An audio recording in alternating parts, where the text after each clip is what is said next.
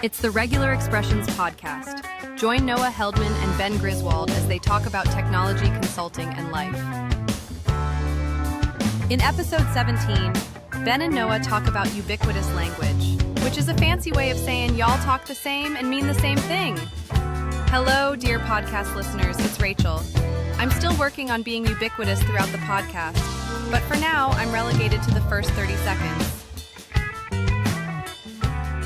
Hey, Noah. Hi, Ben. Hi. This is so good. So best so episode far, yet. we're, as the kids say, we're cooking. They do say that. Actually, do you know my mom used to say cooking all the time? You're really cooking? So what the kids are saying, my mom said 45 years ago. Lovely. Full circle. Everything old is new again. Yes. And so that's actually interesting. It's something I want to talk about today. I wanted to talk about ubiquitous language, like that That's a we big need word. to speak the same. I know. What is it? Well, maybe we'll get to that definition of things. So, you know the old joke in software, right? There's two things that are hard. No? I think you're doing it. Yeah. There are two hard things. The two hard things are cache invalidation and naming things. Naming things. Yes.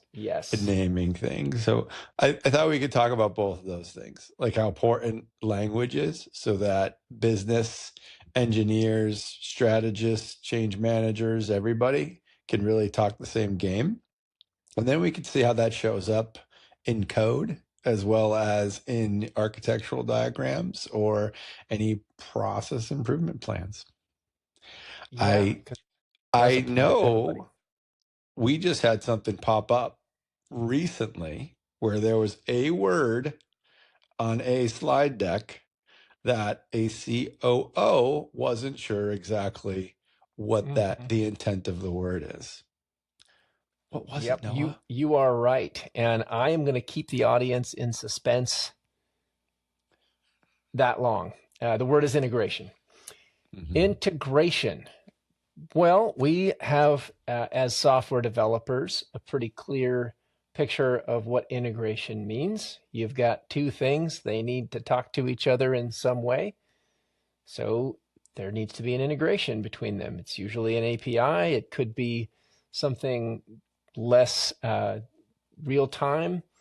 Files get dropped into one thing and added to another. But that was not at all what the meaning of integration was to this particular COO. What did it mean to him, Ben? Well, they do a whole bunch of M&As. What does M&A stand for? Oh my gosh, merger and acquisitions. Now we have a ubiquitous language around that. Now we do. Great. Everyone knows. The secret's out. Yes. And so as part of that, you're integrating a company into another company, or you're merging another company into another. And so that was by definition where his head was at. So when he saw that we were assessing their integrations, he thought perhaps we were getting into their core business rather than what we were getting into is how one uses their platforms to do their business. Yes, that's right.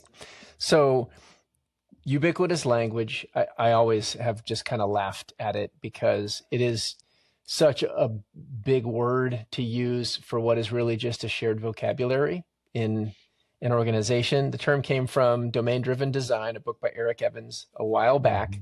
And it's called ubiquitous language. Again, naming things is hard, right? So I'm not sure I would have chosen that name. But the very first two words of the definition for ubiquitous language are shared vocabulary to describe blah, blah, blah, right? So I thought, why didn't you just call it a shared vocabulary? That seems like it would be a lot easier. But, we don't forget it because it is such a big name, hard to forget.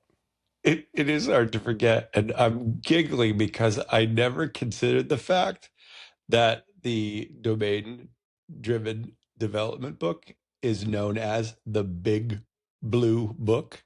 Big Blue Book. That's just so simple, easy to remember. What are you talking about? Oh, the Big Blue one. And now we Yeah. know. Well, and that's another funny thing because there's not even a ubiquitous language around what to call the book that defined ubiquitous language. We've got two different terms for it. Maybe three, DDD. We call it DDD. Oh Maybe. man, so he really let us down. There's too many terms for the same thing, but no, that's how it goes. I'm sure we have many examples of the shared vocabulary violations that we've seen because the same thing, integration, can have a different meaning to software developers and to M&A executives. It's certainly not the only one. One of my other favorites is, there's so many in my list here. I got to figure out which one I want to pick. How about document? A document. That's so simple, right? It means the same thing to everybody. But I think in reality, what a document represents in an organization might be very different depending on what department you're in. There's a contractual document that you have to sign. There's a document that you might create for some deliverable you have. There's nothing legally binding about it. It could just be a simple letter. Yes, they all roll up to a document, but where it matters in the system, you need to add that specificity. What is the thing that you care about? So maybe you call it a contract, and it's a type of document called a contract, and it has its own rules around that.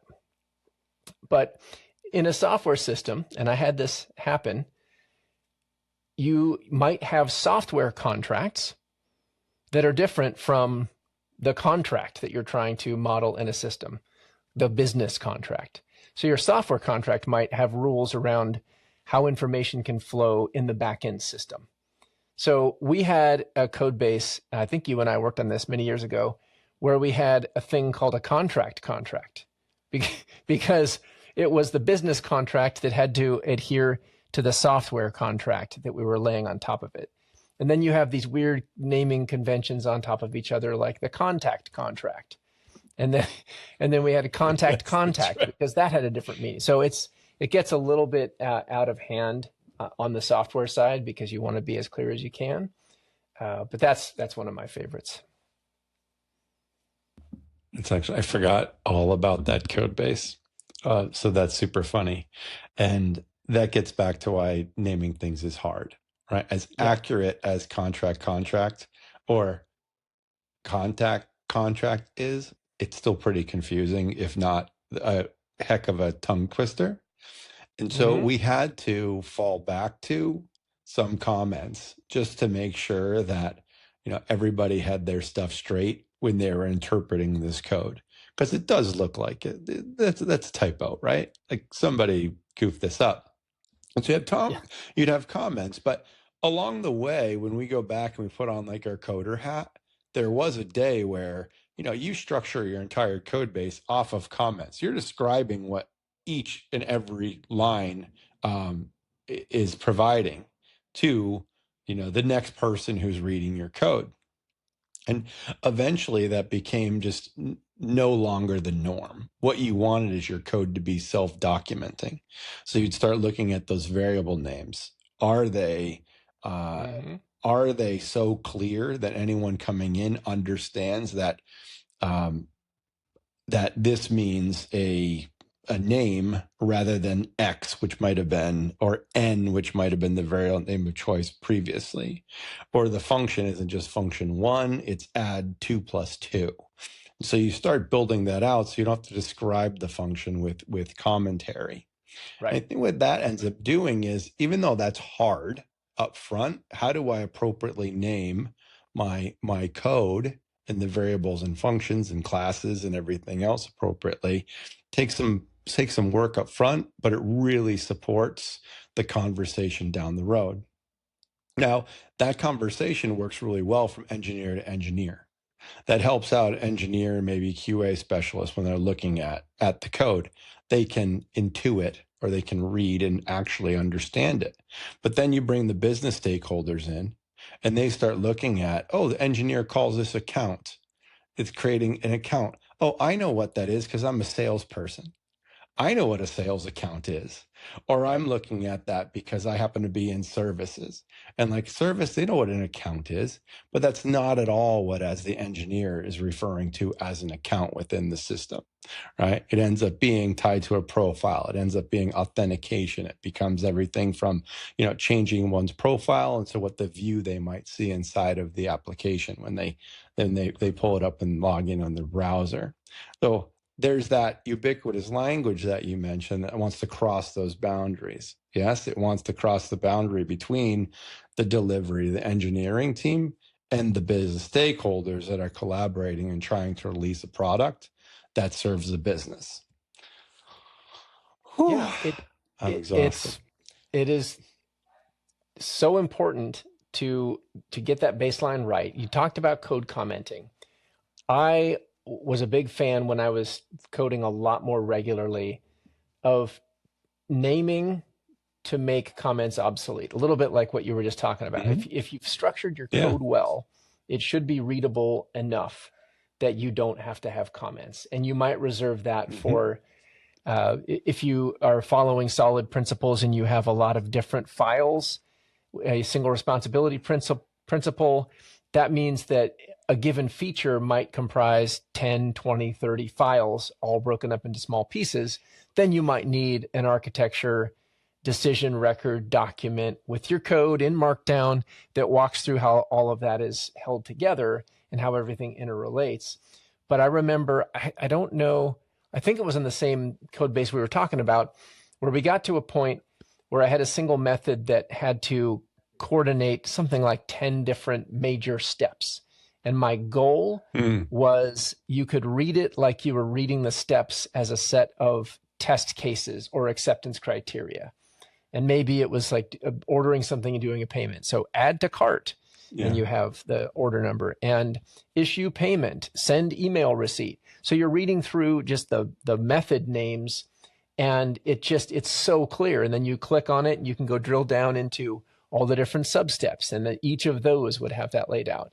Now that got a bit into ivory tower style programming. So there's a point where you have to do the trade-offs for readability. And sometimes it's okay to just put a clear comment in there as long as those keep getting updated. And when I first started using AI, that was one of the areas where I thought, oh, this is amazing. It is going to comment my code because it can read everything and it's going to do a fantastic job. And initially it does. And you can just say, hey, go comment this code with appropriate level of detail. It reads everything and it's got it perfect. And then just like a person, you go back in and you tell it, oh, hey, AI, we need to change this. We're going to actually have 14 as the new baseline instead of 13. And there was a comment that said, blah, blah, blah, 13, and AI forgets to update the comment to 14. I've seen it multiple times. Just that example where it lets its comments get out of sync unless you explicitly tell it, hey, don't forget to update the comments too. So it's interesting. AI is just as fallible as humans so far. Yes, you have to choose your words wisely when working with the AI gods. And without that appropriate language, no good at all. Yeah. I was going to bring up the example that our friend Jeff, for anonymity, we're going to just say it's JEF so that nobody will know it's him. Yes. Thanks, Jeff, for this suggestion. He gave an example of something that happened in his organization, and it gave him the idea to share with us, hey, you guys should talk about ubiquitous language / shared vocabulary. And it's a subtle one. And I think it's really worth bringing up because there was a bug that came up, and it was because of how their roles were structured. Their roles are additive. So if you have an editor and an admin, they are different things. Admin doesn't mean it automatically includes everything an editor can do. An admin permission is its own thing. So if someone was an admin, the manager thought, well, they should be able to edit because an admin can do everything. But the reality is, if they just have the admin role and not the editor role, they can't edit.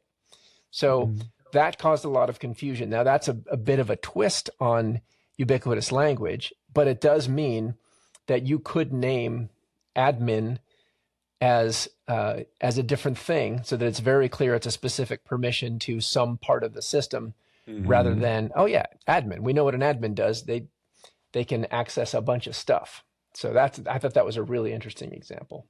Yeah, and these examples are endless, and sometimes we don't even notice them, right? Like one of those things that I know you're very good at, and a lot of people that are decent writers, they recognize the acronyms. Like, you really need to define those acronyms up front. Like API, I mean, yes, maybe everybody knows, but maybe not. And it's probably a good idea just to get that settled, especially when you are speaking with a business person.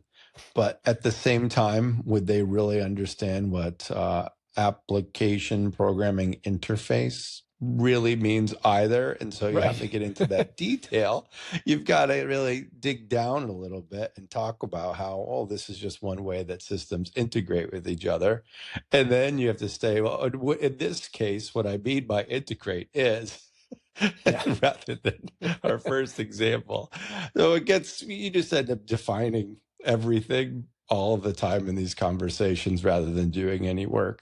But it's got to be done. It's got to be up front. And this is a lot of what we've talked about in other podcasts, just about really listening, making sure that you're understanding each other, asking the right questions, not being shy, raising your hand when you don't understand what something means, like that courage enough to, like, oh, I don't know what you mean by this word. Can you please help me along? It's an important thing. And it's all about the way we're expressing each other and making sure that what we're trying, our intent, lands with the other party, whether it's written or spoken. And just being upfront about the things that you don't know or understand, that's totally fine. If you're in a position to work with people who are in an industry that you don't spend day in, day out immersed in, then you're not going to know every term. We're on projects where we're interviewing people across a variety of departments. We're not experts in every department. We're not maybe experts in any of them at the level of the people we're interviewing, but we need to know enough to keep things moving along. And sure, we'll raise a hand. It's like, oh, you mentioned this. What was that? We're not familiar with that. That's right. And yeah, that comes up. A good example is we had an interview last week where we had talked to someone in the data and analytics group, and ETL came up, extract, transform, load. And then, of course, more recently, ELT had come up, extract, load, transform, right? Different way to manage your data in the pipeline. And then this interview we had Friday, someone mentioned ELT. And I was kind of like, wait, you're not a data and analytics person. And they meant executive leadership team, right? So those kind of things, they come up all the time. So many acronyms have multiple meanings. It happens all the time. You talked about having that glossary or that set of definitions of acronyms up front, but it's never at the front. It's always at the end. We should make a pact right now. Like, first thing you see, glossary, straight up front. Yeah, I think you're right. Just because you mentioned interviews and we're talking about naming things and understanding context, I was sharing at the dinner table last evening with my son that I had a series of interviews coming up tomorrow. And he's like, oh, are you looking for a job or are you hiring somebody? Yeah. Like, actually, no and no. And so I explained how we're doing stakeholder interviews so that we could, get our heads around the current state of this company and their technology. Oh, yes, words on their own don't really work so well. You've got to make sure that they're all there with the right context. Context matters. Context that is matters. Mm-hmm. Anything else on your mind about ubiquitous language? I do have one thing. And because I think this is an important point. When you get to ubiquitous language and domain-driven design, the idea is to understand the language of the business and model that language in your code. You demonstrated that with contract, contact, right? So what I really like about that is if you want to talk about fair when you're engaging engineers with business people, it's a lot easier, I feel, for an engineer to speak business language than it would be for a business person to speak engineering language. And so just to ensure that the conversation, the way we express things are clean and clear, I think it's the tech side of the fence that really has to step up and say, I'm going to meet you way further than in the middle on this. I'm going to make every attempt to model off of the words, the intent that you already have that are driving your business. It's a really good point. Lean on the business for the baseline of the language. The tech team can pivot and adapt to make sure that it's represented.